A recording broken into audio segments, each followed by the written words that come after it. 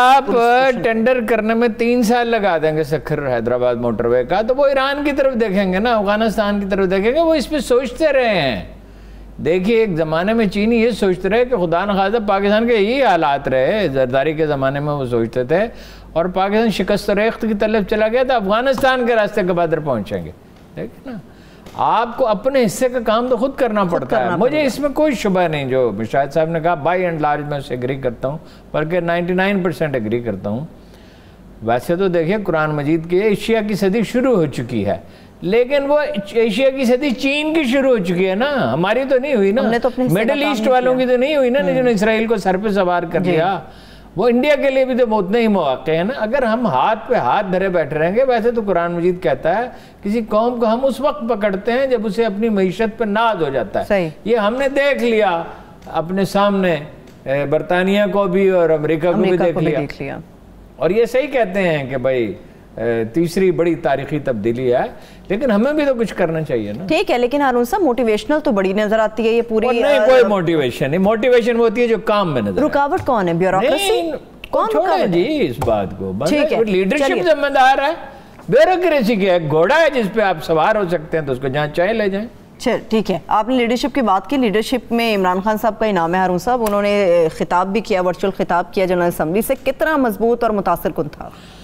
بہت اچھا تھا، اس سے بھی بہتر ہو سکتا تھا۔ گزارش یہ ہے کہ مثلاً انہوں نے ماحولیات کی بات کی، بہت اہم بات ہے، اس پہ اپوزیشن بالکل جھوٹ بولتی ہے کہ ایک ارب درخت نہیں لگے، ساری دنیا مانتی ہے لگے، لیکن اپوزیشن جو نہ مانے نا، اپوزیشن اس سے بحث نہیں ہے۔ بات یہ ہے کہ کشمیر پہ ٹھیک بات کی انہوں نے، افغانستان پہ ٹھیک بات کی کہ ان کی مدد کرو، وہ اسٹیبل ہوگا تو سینٹرل ایشیا اسٹیبل ہوگا، چین ہوگا، ایران ہوگا، پاکستان ہوگا۔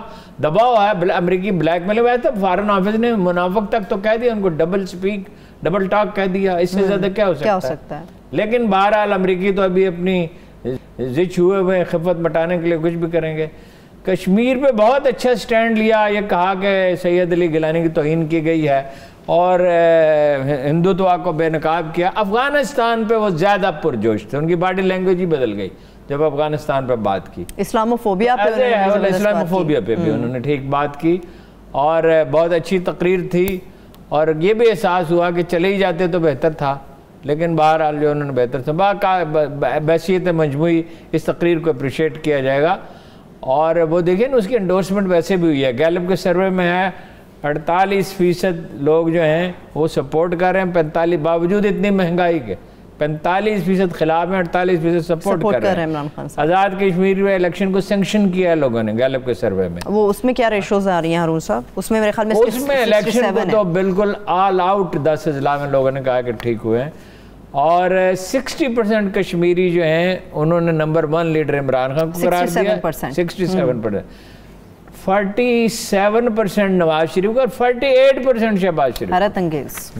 حیرت انگیز ہے، مگر شہباز شریف صاحب کو آگے نہیں آنے دے۔ چلیے، اور ان کے بیانیے کو مسترد کیا ہے کشمیر اکثریت نے۔ اچھا چلیے ہارون صاحب، اسی بارے میں بات نواز شریف کے بیانیے کو آپ نے یہ جو بات کی انہی لوگوں سے متعلق ہے، قرآنی تعلیم کے حوالے سے بھی بہت ساری چیزیں سامنے آئی تھی، کچھ لوگوں نے مخالفت کی تھی، کچھ نے کہا تھا اسکولوں میں نہیں چاہیے، مدارس کے تک محدود رہنی چاہیے۔ نہیں، وہ تو دیکھیں 95% نے کہا نا، میں کئی دفعہ بتا چکا ہوں کہ ہیرلڈ اس کا جریدہ تھا ان کا، اپنا خدا آپ کا بھلا کرے ڈان والوں کا، انہوں نے سروے کیا تھا 20-22 سال پہلے، اور اس میں 98% لوگوں نے شرعی قوانین کی حمایت کی تھی۔ 98%۔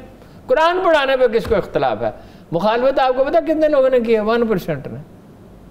بالکل صحیح، یہ مطلب سروے ہے، اور بڑے پیمانے کا سروے ہے، ابھی تو شروع بھی کر دیا، ابھی تو شروع بھی ہو گیا قرآن۔ ویسے یہ اس حکومت نے نہیں کیا ہے، تو کس نے کیا؟ یہ 1917 میں ہوا تھا، 2017 میں ہوا تھا، یہ نافذ نہیں ہوا تھا، پھر کو عدالت میں چلے گئے، پھر حکومت نے یقین دہانی کرائی، پھر اس میں چودھری پرویز الہی نے بڑا متحرک کردار ادا کیا۔ یہ سوئے پڑے تھے، یہ سکھر حیدرآباد موٹر وے کی طرح اس میں بھی سوئے پڑے تھے۔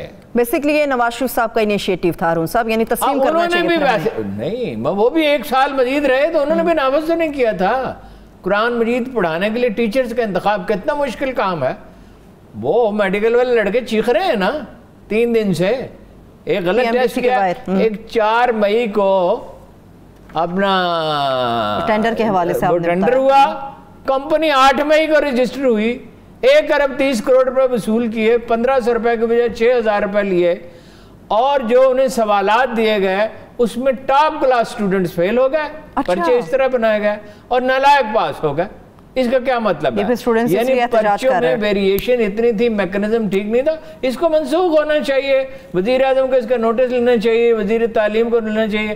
پہلے صوبوں میں تو پرابلم ہے ایک، وہ جو ٹیسٹ ہوتا ہے نا FSC کے بعد ٹیسٹ تک نہیں ہونا چاہیے، مگر ڈیرہ غازی خان، ملتان اور سب سے بڑھ کر سندھ میں کہ میڈیکل کالج، وہ ڈاکٹر آسم نے بے شمار ہی بنا دیے تھے نا، میں دکان میں جائے میڈیکل کالج، بہت بڑا سکینڈل بن گیا تھا وہ، تو وہ اپنا جو ہے بہت ہی نمبر دے دیتے تھے، تو وہ اس ٹیسٹ سے بالکل سچویشن واضح ہو جاتی تھی، بہت فرق نہیں پڑتا تھا ویسے، بالکل نالائق طالب علموں کو فرق پڑتا تھا۔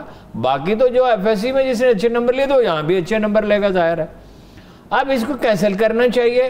بھائی پہلی بات تو یہ ہے کہ بھئی 4 مئی کو ٹینڈر ہوتا ہے، کمپنی 8 مئی کو رجسٹر ہوئی، یہ عمران خان صاحب کی ناک کے نیچے بھی اتنے ہی گپلے ہو رہے ہیں جتنے پہلے ہو رہے تھے۔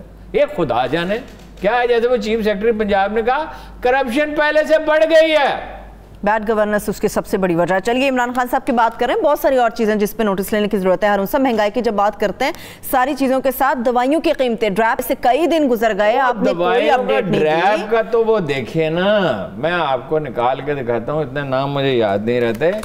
وہ فخر الدین جو ہے جی وہ 2 دفعہ فوت ہو چکا ہے، ایک دفعہ حسین صاحب غالباً ہارون صاحب 2 دفعہ فوت ہو گئے، اختر حسین صاحب ہاں وہ 2 دفعہ فوت، 2 دفعہ۔ آسم رؤوف ہیں جی، عبید اللہ صاحب ہیں، فخر الدین ہیں، شیخ اختر حسین ہیں جی، اور 50 بڑے ادارے ان کے پیچھے ہیں، PhD کی ڈگری جعلی ہے، انکوائری 1 ہو چکی ہے ان کے خلاف، پچھلی تاریخوں سے ان کو ترقیاں ملی ہوئی ہیں۔ تو کل اس میں ذرا تفصیل سے میں بات کروں گا، میں ذرا تھوڑا سا اور کام کر لوں۔ وہ تو دیکھیے وہ ہمارے ڈاکٹر فیصل صاحب، مجھے حیرت ہوتی ہے کو بھائی ایک پورا مافیا کا مافیا ہے، ساری دنیا میں ان کی جائیداد ہے، آپ کس لیے بیٹھے ہوئے ہیں وہاں؟ اور نہیں تو ایک ڈپٹی منسٹر رکھو، کوئی آدمی نہیں آپ کو ملتا، کوئی فیصلہ ہی نہیں کر چکتا۔ کہتے ہیں وزیر صحت یہ مافیا کھا جاتا ہے سارا، ان کی قیمت چلے اس پہ کل تفصیل سے بات کریں۔ چلیے ٹھیک ہے، دوائیوں کو چلیے چھوڑ دیں، باقی دیگر چیزیں جو مہنگائی کے حوالے صاحب آج گیس کی قیمتیں اوپر عوام کو کیا دے رہے ہیں؟ گیس میں تو بعد میں بات کرتے ہیں، لیکن سارے عوامل کو دیکھیں مہنگائی کا۔ انفلیشن ہے 8.9%، یہ 4.6% تھا نون لیگ کے زمانے میں، ٹھیک ہے۔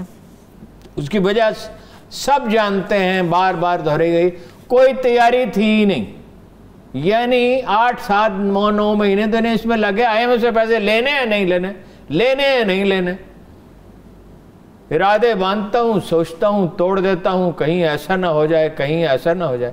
امریکہ چین کے معاملے میں یہی ہے، تذبذب ہے، کلیئرٹی آف تھاٹ نہیں۔ افغانستان از دی اونلی تھنگ جس پہ کوئی کلیئرٹی ہے۔